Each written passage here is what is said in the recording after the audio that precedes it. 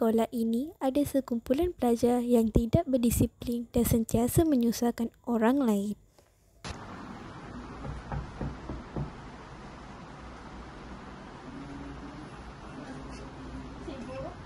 Cikgu, ada orang buat hal lah. Ya ke? Pergi panggil dia orang. Baik, cikgu.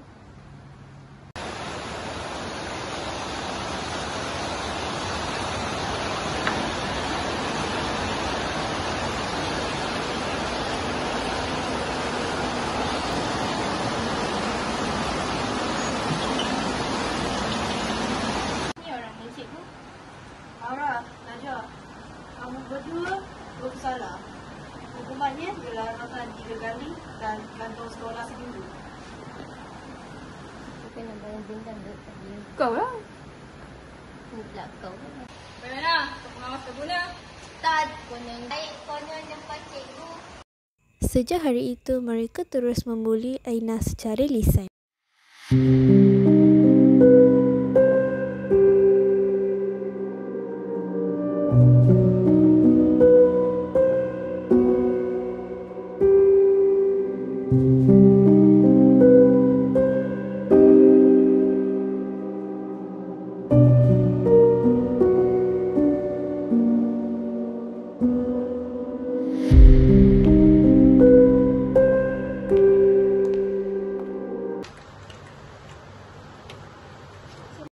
Semua pelajar sudah pulang tetapi Aina masih berada di bilik pengawas menyiapkan kerjanya seorang diri. Alamak, semua dah balik ni.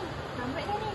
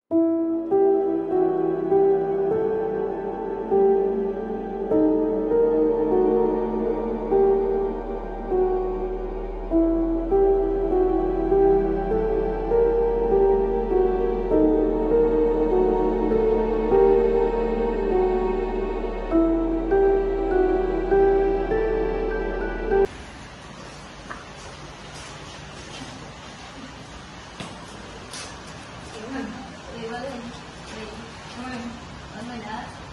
Itu kita ni naik atas. Cepatlah. Begitulah aku ni. Sabar ikan. Jalan siapa?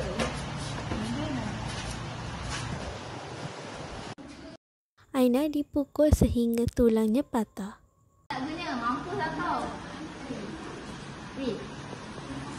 Weh, dia tak gerak tu. Wah, bangun weh. Weh, bangun tu. Weh, bangun dia. Weh. Macam ni ni. Masa dia dah tak ada tu.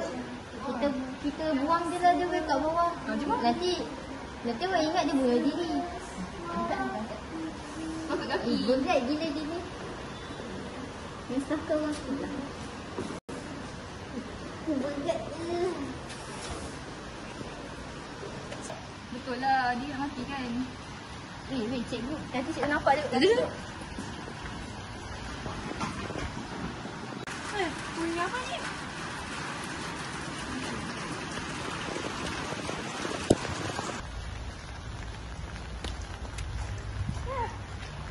Oh my god, Rafiq! Apa dah jadi ni? Hello? Boleh? Inspektor Maria tiba bersama anggota polis ke sekolah. Mereka memeriksa rakaman CCTV dan buktinya sudah jelas Farah dan Sofia ditangkap oleh polis. Hakim memberi hukuman penjara 8 tahun dan 18 kali sebatan kepada Farah dan Sofia. Buli bukan budaya kita. Setiap perbuatan ada akibatnya. Katakan tidak kepada buli.